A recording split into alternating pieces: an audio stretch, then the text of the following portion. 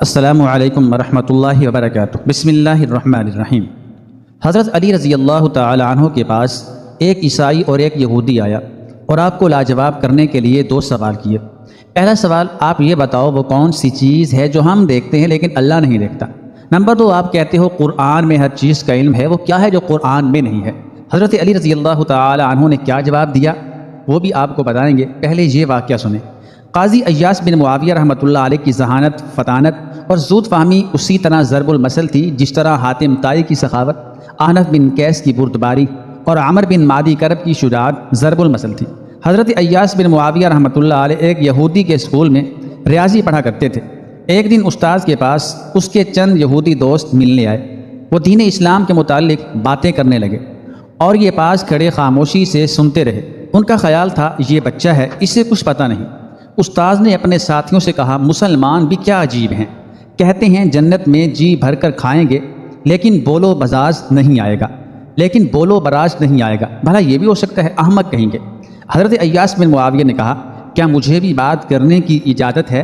استاذ نے کہا، ہاں کیوں نہیں، کہو کیا کہنا چاہتے ہو۔ انہوں نے پوچھا، کیا اس دنیا میں جو کچھ کھایا جاتا ہے وہ تمام کا تمام بولو براز کے ذریعے بدن سے نکل جاتا ہے؟ استاد نے کہا، نہیں۔ ایاس رحمۃ اللہ علیہ نے پوچھا، جو کھانا بدن سے نہیں نکلتا وہ کہاں جاتا ہے؟ استاد نے کہا، وہ ہضم ہو کر جزو بدن بن جاتا ہے۔ ایاس بن معاویہ نے کہا، اگر وہ تمام کا تمام جنت کے ماحول کو پاکیزہ اور صاف ستھرا رکھنے کے لیے جزو بدن بنا دیا جائے تو تمہیں اس بات پر کیا تعجب ہے؟ اس بات سے ان پر سناٹا چھا گیا، وہ ششدر رہ گئے۔ استاد نے اپنے ہونہار شاگرد کا ہاتھ بھینچتے ہوئے کہا، آپ نے تو مجھے دوستوں کے سامنے لاجواب کر دیا، تیری ذہانت اور حاضر جوابی کی کیا بات ہے؟ جس طرح یہ نوجوان عمر میں سال بسال بڑھتا گیا، اسی طرح اس کی ذہانت کی کرشمہ سازیوں میں بھی پیش رفت ہوتی گئی۔ جب حضرت ایاس بن معاویہ رحمۃ اللہ علیہ کو قضاء کا منصب سونپا گیا تو عدالتی فیصلوں میں ان کی جانب سے کئی ایسے موقف کھل کر سامنے آئے جو ان کی ذہانت اور تدبیر کی فراوانی اور حقائق سے پردہ اٹھانے کی کمال صلاحیت پر دلالت کرتے ہیں۔ حضرت ایاس رحمۃ اللہ علیہ کی ذہانت اور فہم و فراست کا ایک واقعہ مشہور ہے کہ کوفہ میں ایک شخص لوگوں کے سامنے اپنی خیرخواہی، وسعت ظرفی، اخلاق اور تقوی کا پرچار کیا کرتا تھا، یہاں تک کہ لوگ اس کی تعریف کرنے لگے۔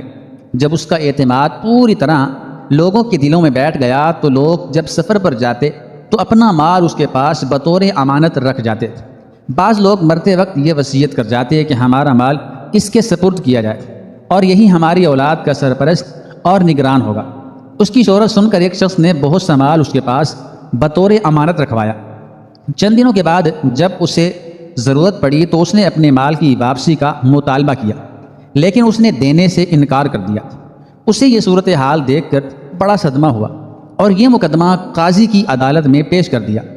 قاضی نے مقدمہ پیش کرنے والے سے پوچھا، کیا مدعی علیہ کو یہ معلوم ہے کہ تم میرے پاس آئے ہو؟ اس نے کہا، نہیں۔ قاضی ایاس رحمۃ اللہ علیہ نے فرمایا، آج جاؤ اور کل میرے ساتھ آنا اور کل میرے پاس آنا، اور ساتھ ہی مدعی علیہ کو بلانے کے لیے پیغام بھیجا۔ وہ قاضی کا پیغام سنتے ہی عدالت میں آیا۔ قاضی نے اسے بڑے اعزاز و اکرام سے بٹھایا اور کہا، جناب، میں نے آپ کی بڑی شہرت سنی، آپ لوگوں کی خدمت کا اہم فریضہ انجام دے رہے ہیں۔ میں نے آپ کو اس لیے بلایا کہ میرے پاس یتیموں کا کثیر مقدار میں مال ہے جن کا کوئی وارث نہیں۔ میں چاہتا ہوں کہ یہ مال آپ کے سپرد کر دو، جب وہ بڑے ہو جائیں تو آپ ان کے حوالے کر دیجئے گا۔ قاضی نے پوچھا، کیا اتنی بڑی مقدار میں مال رکھنے کا آپ کے پاس انتظام ہے؟ کس طرح اسے سنبھالیں گے؟ کیا گھر میں ایسا مضبوط گودام ہوگا جس میں مال ضائع نہ ہو؟ کیا آپ یہ مال سنبھالنے کو تیار ہیں؟ اس نے بڑے تمطراق سے کہا، کیوں نہیں جناب، مجھے اللہ تعالیٰ نے پیدا ہی عوام کی خدمت کے لیے کیا ہے، بندہ عاجز اس خدمت کے لیے بخوشی تیار ہے۔ قاضی نے کہا، مجھے آپ سے یہی توقع تھی، آپ ایسا کریں کہ کل کے بعد میرے پاس آ جانا اور ساتھ 2 مزدور بھی لیتے آنا۔ اس نے کہا، بہت اچھا، اور یہ کہہ کر وہ اپنے گھر چلا گیا۔ دوسرے دن وعدے کے مطابق مدعی قاضی ایاس رحمۃ اللہ علیہ کے پاس آیا۔ قاضی نے اسے کہا کہ جاؤ، آج اس شخص سے جا کر اپنے مال کا مطالبہ کرو، اگر وہ انکار کرے تو اسے کہنا میں تیری شکایت قاضی کے پاس لے جا رہا ہوں۔ اس نے ایسا ہی کیا، جا کر اسے اپنے مال کا مطالبہ کیا۔ اس نے حسب سابق مال دینے سے انکار کر دیا۔ اس نے کہا، اگر تم میرا مال نہیں دو گے تو میں تمہاری شکایت قاضی سے کروں گا۔ جب اس نے قاضی کا نام سنا تو فوراً ٹھنڈا پڑ گیا، اسے اپنے پاس بٹھایا اور اس کی امانت اسے واپس لوٹا دی اور کچھ مزید دے کر اسے خوش کرنے کی کوشش کی تاکہ قاضی کو اس بات کا علم نہ ہو۔ وہ اپنا مال لے کر سیدھا قاضی کے پاس گیا، اس کا شکریہ ادا کیا اور بتایا کہ اس نے مجھے میرا حق واپس دے دیا ہے، اللہ تعالیٰ آپ کو جزائے خیر عطا کرے۔ جب وعدے کے مطابق تیسری روز وہ شخص قاضی ایاس رحمۃ اللہ علیہ کے پاس مزدور لے کر حاضر ہوا تو اسے دیکھتے ہی قاضی ایاس رحمۃ اللہ علیہ اس پر برس پڑے اور کہا، ارے کمبخت، تو نے دنیا کمانے کے لیے دین کو جال بنا رکھا ہے، تجھے شرم آنی چاہیے۔ یہ جبہ و دستار اور یہ گھناؤنا کردار تف تیری عقل پر، جاؤ میری آنکھوں سے دور ہو جاؤ اور ابھی جا کر سب لوگوں کی امانتیں واپس کر دو، ورنہ تجھے ایسی سزا دوں گا کہ تیری آئندہ کی نسلیں بھی یاد رکھیں گی۔ وہ ہانپتا کامتا واپس گیا اور سب کے مال فوری طور پر واپس کر دیے اور ان سے معافی مانگی۔ تب لوگوں کو اس کی اصلیت کا علم ہوا۔ ایک مرتبہ دو شخص ایک مقدمہ لے کر عدالت میں ان کے پاس آئے۔ ان میں سے ایک نے دعویٰ کیا کہ میں نے اپنے ساتھی کو مال بطور امانت دیا تھا، جب میں نے مطالبہ کیا تو اس نے دینے سے انکار کر دیا۔ حضرت ایاس بن معاویہ رحمۃ اللہ علیہ نے مدعی علیہ سے امانت کے متعلق پوچھا تو اس نے کہا، میں نے مال لیا ہی نہیں، یہ جھوٹ بولتا ہے اور مجھے بدنام کر رہا ہے، اگر اس کے پاس کوئی دلیل ہے تو پیش کرے، ورنہ میں قسم دینے کے لیے تیار ہوں، میں بے گناہ ہوں، یہ سراسر مجھ پر الزام ہے۔ حضرت ایاس بن معاویہ رحمۃ اللہ علیہ نے خداداد بصیرت سے بھانپ لیا کہ یہ قسم کے ذریعے اپنے ساتھی کے مال کو ہڑپ کرنا چاہتا ہے۔ قاضی ایاس رحمۃ اللہ علیہ نے مدعی سے پوچھا، تو نے اسے کس جگہ اپنا مال بطور امانت دیا تھا؟ اس نے کہا، یہاں سے کچھ فاصلے پر ایک بڑا درخت ہے، ہم نے اس کے سائے میں بیٹھ کر پہلے کھانا کھایا اور پھر میں نے اپنا مال اس کے سپرد کیا۔ حضرت ایاس بن معاویہ رحمۃ اللہ علیہ نے فرمایا، تم ابھی وہاں جاؤ، شاید تمہارا مال وہاں کہیں پڑا ہوا ہو، اس جگہ کا جائزہ لے کر سیدھا میرے پاس آ جانا اور مجھے صورتحال سے آگاہ کرنا۔ یہ حکم پا کر وہ شخص اس جگہ کی طرف روانہ ہو گیا۔ قاضی ایاس رحمۃ اللہ علیہ نے مدعی علیہ سے کہا، اپنے ساتھی کے واپس آنے تک میرے پاس بیٹھے رہو۔ وہ وہاں چپ سادھ کر بیٹھ گیا۔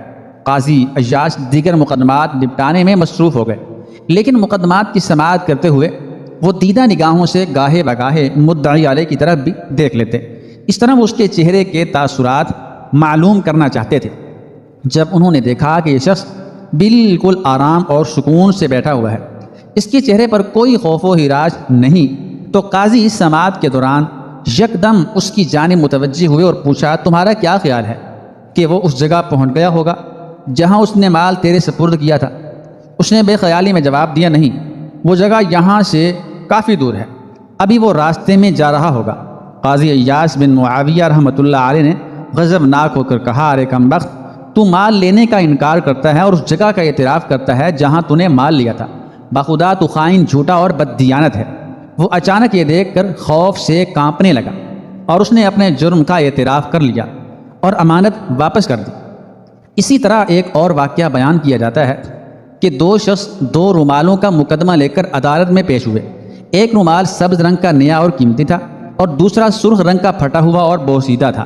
مدعی نے استغاثہ پیش کرتے ہوئے کہا، جناب والا، میں حوض پر نہانے کے لیے گیا اور اپنا سبز رومال کپڑوں کے ساتھ رکھ کر حوض میں اتر گیا۔ تھوڑی دیر بعد یہ شخص حوض کے کنارے میرے کپڑوں کے پاس ہی اپنے کپڑے رکھ کر نہانے کے لیے حوض میں اتر آیا، لیکن مجھ سے پہلے حوض سے نہا کر نکلا، کپڑے پہنے اور میرا رومال سر پر لیا اور چلتا بنا۔ میں اس کے قدموں کے نشانات دیکھتا ہوا اس کی تلاش میں اسے پکڑنے میں کامیاب ہو گیا۔ قاضی نے مدعی علیہ سے پوچھا، تم کیا کہنا چاہتے ہو؟ اس نے کہا، جناب والا، یہ رومال میرا ہے، میرے قبضے میں ہے، میں اس کا مالک ہوں، یہ مجھ پر جھوٹا الزام عائد کرتا ہے۔ قاضی ایاس رحمۃ اللہ علیہ نے مدعی سے پوچھا، تمہارے پاس کوئی دلیل ہے کہ یہ رومال تمہارا ہے؟ اس نے کہا، دلیل میرے پاس کوئی نہیں، میں آپ کی عدالت میں انصاف کے لیے آیا ہوں، یہ میرا قیمتی رومال مجھے دلا دیجیے، اللہ آپ کا بھلا کرے گا۔ قاضی ایاس بن معاویہ رحمۃ اللہ علیہ نے اپنے دربان سے کہا، ایک کنگھی لاؤ۔ دربان کنگھی لے آیا۔ آپ نے دونوں کے سروں پر کنگھی پھیری، ایک کے سر سے سرخ ریشے اور دوسرے کے سر سے سبز ریشے برآمد ہوئے، لہذا سرخ رومال اسے دے دیا جس کے سر سے سرخ ریشے نکلے تھے، اور سبز رومال اس کے سپرد کیا جس کے سر سے سبز ریشے برآمد ہوئے تھے۔ اس طرح عدل و انصاف کے مطابق حق والے کو اس کا حق مل گیا۔ قاضی ایاس بن معاویہ رحمۃ اللہ علیہ کو اپنی بے پناہ ذہانت، قابل رشک قوت استدلال، زود فہمی اور حاضر جوابی کے باوجود عدالت میں ایسے اشخاص سے بھی واسطہ پڑ جاتا جو اپنی بات دلائل سے منوا لیا کرتے تھے اور انہیں خاموش ہونے پر مجبور کر دیا کرتے تھے۔ ایسا ہی ایک واقعہ انہوں نے خود بیان فرمایا۔ کہتے ہیں کہ ایک شخص کے علاوہ آج تک کوئی بھی گفتگو میں مجھ پر غالب نہ آ سکا۔ وہ اس طرح ہوا کہ میں بصرے کی عدالت میں مقدمات نپٹانے کے لیے بیٹھا ہوا تھا کہ ایک شخص میرے پاس آیا اور اس نے بڑے طمطراق سے کہا، میں یہ گواہی دیتا ہوں کہ فلاں باغ فلاں شخص کا ہے۔ اس نے یہ بات بڑے ہی روب و دبدبے سے کہی۔ میں نے اس کی گواہی کا امتحان لینے کے انداز میں پوچھا، جس باغ کے متعلق گواہی دے رہے ہو اس میں کتنے درخت ہیں؟ اس نے سر جھکایا، پھر سر اٹھا کر بولا، جناب والا، گستاخی مار، آپ کتنے عرصے سے اس کمرہ عدالت میں فیصلے سنانے کا فریضہ انجام دے رہے ہیں؟ قاضی ایاس رحمۃ اللہ تعالی علیہ نے فرمایا کہ کافی عرصے سے۔ اس نے پوچھا، کیا آپ بتا سکتے ہیں کہ اس کمرے کی چھت میں کتنی لکڑیاں استعمال ہوئی ہیں؟ میں پریشان ہوا اور کہا، مجھے اس کا علم نہیں، اور ساتھ ہی میں نے شرمندہ ہو کر اسے کہا، بھائی آپ کی گواہی سچی ہے، میں اسے تسلیم کرتا ہوں۔ اللہ تعالیٰ قاضی ایاس بن معاویہ رحمۃ اللہ علیہ پر اپنی بے پایہ رحمتوں کی بارش نازل فرمائے۔ وہ بلا شبہ ذہانت، فطانت، حق گوئی، عدل گستری، زود فہمی اور حاضر جوابی میں نابغہ اثر اور فرید الدہر تھے۔ دوسرا واقعہ سماعت فرمائے۔ حضرت علی رضی اللہ تعالیٰ عنہ کے پاس ایک عیسائی اور ایک یہودی آیا اور آپ کو لاجواب کرنے کے لیے دو سوال کیے۔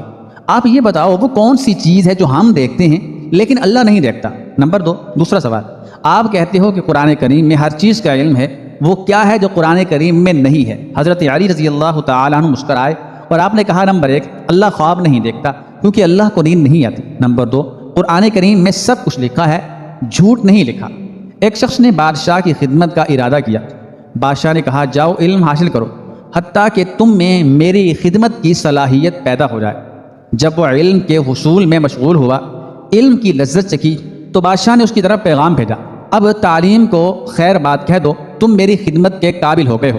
اس شخص نے جواب دیا، میں اس وقت تیری خدمت کا اہل تھا جب تو مجھے اس کا مستحق نہیں سمجھتا تھا، اب تو مجھے اپنی خدمت کا اہل سمجھتا ہے، مگر میں خود کو اللہ تعالیٰ کی خدمت کا اہل سمجھتا ہوں، کیونکہ میں اپنی جہالت سے صرف یہی سمجھتا تھا کہ دروازہ صرف تیرا ہی ہے، مگر اب مجھے علم سے معلوم ہوا ہے کہ حقیقی دروازہ میرے رب کا دروازہ ہے۔ حضرت عمر رضی اللہ تعالیٰ عنہ کے رومال کی تاثیر بھی عجیب۔ حضرت سیدنا عمر بن خطاب رضی اللہ تعالیٰ عنہ کے دور خلافت میں مدینہ طیبہ میں ایک مرتبہ آگ نکلی۔ حضرت عمر رضی اللہ تعالیٰ عنہ نے حضرت تمیم داری رضی اللہ تعالیٰ عنہ کو بھیج دیا۔ انہوں نے اپنے رومال کو چابک کی طرح بنا لیا اور اس رومال کو آگ پر مارنا شروع کر دیا۔ آگ اس طرح پیچھے ہٹی جیسے چابک کے لگنے سے جانور بھاگ رہا ہوتا ہے۔